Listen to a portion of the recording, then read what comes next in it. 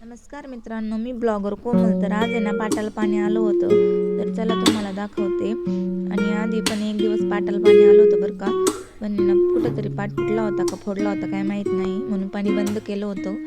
आणि आता परत पाटाला पाणी सोडले आणि जास्त काय पाणी नाही बरं का, अर्धाच पाट आहे. आणि आज सकाळीच पाणी आलं होतं. आणि पाटाला पाणी आलं का आम्हाला ना आमचं पाटाच्या पलीकडे पण शेत आहे ना, तिकडे जावं लागतं, तिथून चारा आणावं लागतो. त्यामुळे आम्हाला टेन्शन येतं.